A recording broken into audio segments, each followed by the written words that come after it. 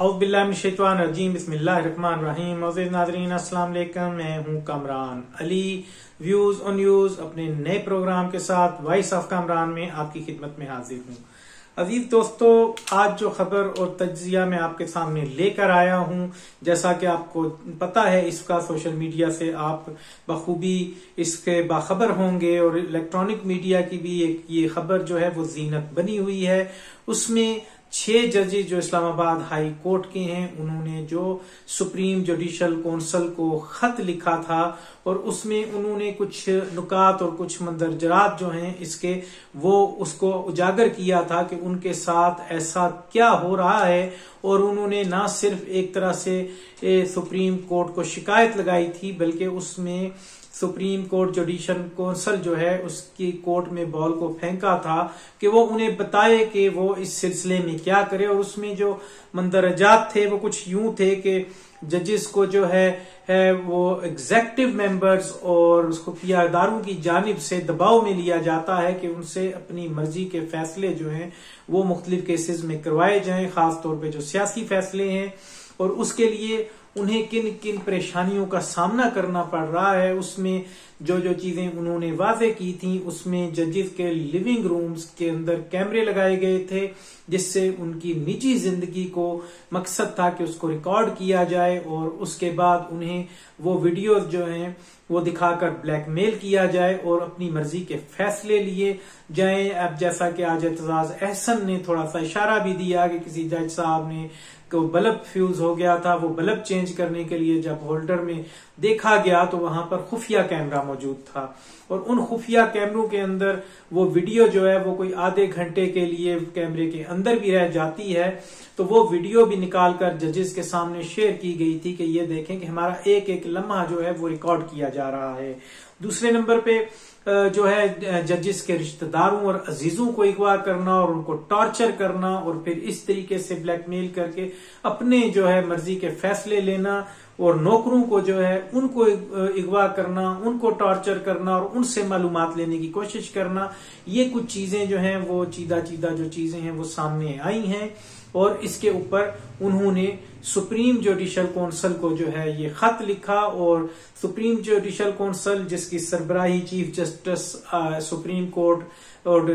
मोहतरम काजी फायज ईसा साहब करते हैं, उनके पास ये लेटर जाता है और अब उसमें जो शिकायत हैं वो इदारों के सरबराहान के बारे में हैं और एग्जेक्टिव मेंबर्स के बारे में। और एग्जेक्टिव मेंबर जो हैं उनके सरबराह, ये याद रहे कि वजीर आजम होते हैं और इस वक्त वजीर आजम शहबाज शरीफ जो हैं वो उसके सरबराह हैं। और एग्जेक्टिव मेंबर साहब जो हैं जाहिर है जब शिकायत उनके मेंबर्स के खिलाफ है तो फिर सरबराह जो है वो भी बाकायदा बराह रास्त जो है उसमें मुलव्वस होता है और चीफ जस्टिस साहब के पास इसके मुकम्मल इख्तियारात हैं कि वो इस पर एक्शन लेते और इस शिकायत को जो है बजाय मुलाकात करने के अपनी कोई इंक्वायरी कमेटी या बेंच बनाते जिसके ऊपर ये काम होता। लेकिन ये मामला जो है जिस तरह से आगे chief justice supreme court justice chief justice जनाब काजी फायज ईसा साहब ने जिस तरह का जो अमल किया वो बज़ाहिर मट्टी डालने के मुतरादिफ है। और उन्होंने एक तरह से जो जिस तरीके से लिया, सबसे पहले तो उन्होंने शहबाज शरीफ साहब से मुलाकात की और फिर उसके बाद वहां पे जो फैसला किया गया रिटायर्ड जजेस का कमीशन बनाया जाएगा और वो इसका फैसला करेगा। इसमें जो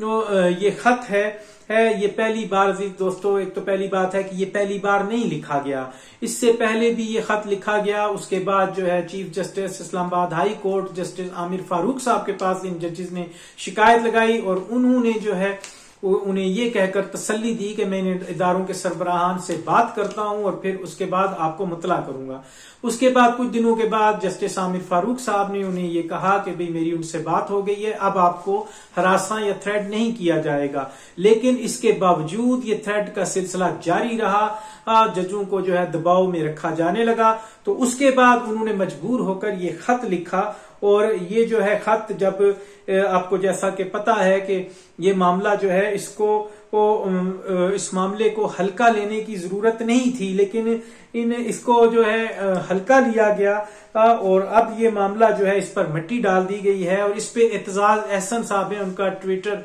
अकाउंट से उनके जो एक ट्वीट किया, उसमें उन्होंने लिखा कि चीफ जस्टिस साहब को चाहिए था कि वो 13 जजेस का बेंच बनाएं और इस बेंच के आगे खत रखें और फिर जिस जिस इदारे का नाम लिया गया है उन इदारे के हेड्स को बुलाया जाता, उन इदारों के सरबराहों को बुलाया जाता और उनसे पूछा जाता। ये कोई छोटी बात नहीं है। इस वाक्य ने और इस खत ने अदलिया की बुनियादों को हिला के रख दिया है। एतजाज एहसन साहब का ये ट्विटर जो अकाउंट से जो ये ट्वीट हुआ है वो हमारी स्क्रीन पे चल भी रहा है। इसके अलावा शेर अफजल मरवत जो हैं, जो बराह रास्त उस जमात से ताल्लुक रखते हैं कि जो इस वक्त इन अदलिया के फैसलों की वजह से पीटीआई जो है वो इस वक्त जेरे अताब है, उनका निशान ले लिया गया, उनकी पार्टी के नाम से इलेक्शन न लड़ने दिया गया और उनके उम्मीदवारान के कागज छीने गए और उनके रिजल्ट्स को टेम्पर करके फॉर्म 45 की बजाय फॉर्म 47 के जरिए हुकूमत को तैयार कर दिया गया। तो वो जो है इसके ऊपर वो अपना जो राय दे रहे हैं। उनके ट्विटर अकाउंट से जो पैगाम आया है वो ये है कि 6 हाजिर सर्विस जो जजेस हैं मुदाखलत करने वालों की शनाख्त कर रहे हैं और वाकयात बता रहे हैं। अगर किसी को एतराज है तो वो ऐसा कर ले, मामले को आसान कर दे कि 2018 से तहकीकात कर लें। बेशक हमारे ही जो दौर से उसको तहकीकात को कर लिया जाए। अगर किसी को एतराज है तो मुदाखलत करने वाले तब भी वही थे 2018 में और आज भी वही हैं। इल्जामात एग्जेक्टिव्स के खिलाफ हैं और रिटायर्ड जज जो हैं उनको तो आजकल के दौर में कोई घर में अपने फंक्शन पर नहीं बुलाता, वो तहकीकात क्या करेंगे। अब इसके ऊपर जो है ये शेर अफजल मरवत साहब ने जो रिटायर्ड जजेस के हवाले से बताया है कि उनकी तो इस वक्त जो हाजिर सर्विस जज हैं वो मजलूम है, तो रिटायर्ड होने के बाद तो उनकी कोई हैसियत ही नहीं रह जाती कि वो इसको क्या करेंगे, क्या उनको दबाव में नहीं लिया जा सकता। तो इसके बाद एतजाज एहसन साहब ने जो ये कहा है कि ये एक जो इसकी तहकीकात है इसको बहुत इजी है, इसको करना कोई भी वाकया हो जाए तो एक रिंग ऑफ ट्रुथ होता है और उस रिंग ऑफ ट्रुथ के अंदर शवाहिद इकट्ठे किए जाते हैं, वाकयात को देखा जाता है, सबूत लाए जाते हैं और वो जो है जो रिंग ऑफ ट्रुथ में आ जाते हैं उसके मुताबिक फैसला किया जाता है। तो कहते हैं इस रिंग ऑफ ट्रुथ के अंदर जो है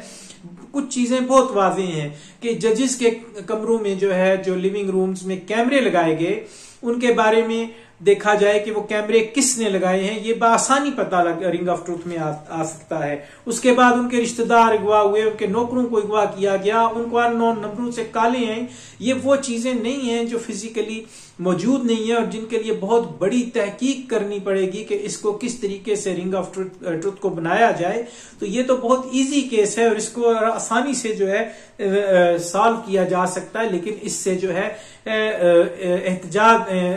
इज्तनाब किया जा रहा है। अब चीफ जस्टिस साहब ने फैसला करना है कि आज भी तारीख ने इनको मौका दिया है। अब इस वक्त इसके बाद चीफ जस्टिस साहब के पास कोई मौका नहीं होगा कि वो अपनी जो एक शनाख्त है जो मुतनाज़ा होती जा रही है उसको वो बेहतर कर सकें। अब इनको जो एक अंग्रेजी का मुहावरा है कि कालीन के नीचे जो है गंद को छुपाना, मिट्टी को छुपाना, तो इस वक्त उनके पास ये मौका है कि इस कालीन को उखाड़ फेंकें और बाहर फेंकें और 75 सालों से जो इस मुल्क का गंद है जो कालीन के नीचे छुपाया जा रहा है उसको बाहर लेकर आए। तो चीफ जस्टिस काजी फैज ईसा साहब के जो सबऑर्डिनेट्स हैं उन्होंने उनको शिकायत की है और मशवरा मांगा है कि हमें इदारों की तरफ से हरासा किया जा रहा है और इसके पीछे एग्जेक्टिव का हाथ है और एग्जेक्टिव के साथ जो लोग हैं वो खुफिया इदारों का इस्तेमाल कर रहे हैं। तो अब इसमें उनका शहबाज शरीफ साहब के पास जाना और वो जो है जो इस वक्त मुबैना तौर पे फॉर्म 47 के तहत वजीर आजम बने हैं और जो इंसाफ कायम ना होने की बुनियाद के ऊपर वजीर आजम बने हैं। चीफ जस्टिस जो है काजी फायज ईसा का उनके पास जाना जो है ये भी एक अचंभे की बात है कि इंसाफ उससे मांगने के लिए जा रहे हैं, उनसे वो कमीशन बनाने का कह रहे हैं जो खुद बेइंसाफी की बुनियाद पे इस मुल्क का सरबराह बना है। तो अजीज दोस्तों, ये भी एक लतीफा है कि आप इसको यूं मिसाल दे सकते हैं कि शेर से शेर के खानदान वालों ने मदद मांगी कि भेड़ियों का एक झुंड है जो हमें हरासा कर रहा है, और शेर जो है भेड़ियों